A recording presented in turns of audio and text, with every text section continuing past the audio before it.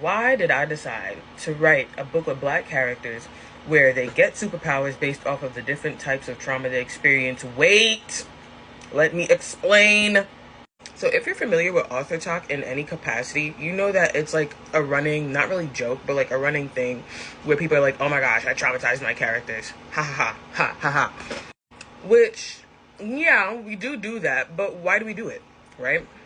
Not only that, but I also, so the reason why I start Conquer off with like the origin story of like Xandria's like early childhood, where she was like maybe like 12, if I had to guess, is because the entire rest of the series is about the process of their healing, learning to cope with that trauma, live with that trauma, learning how to grow despite that, right? Learning to trust again despite that, nurturing friendships even though it's hard because of your trauma responses, right? The entire rest of the series is about them working through that, which is why in book one we go through their like origin stories and their past, because the rest of the series is about them working through that for the next like decade, literally.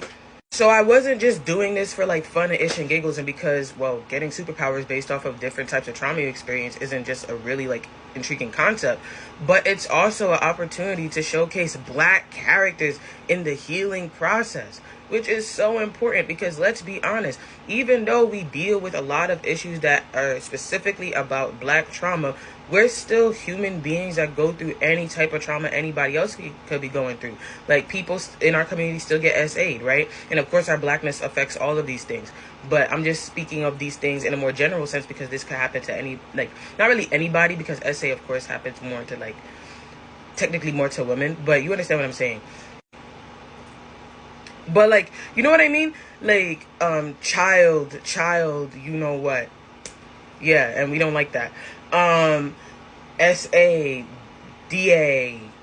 You understand what I'm saying? Like, all these things are happening, right? And these are very like human experiences that mess up your brain.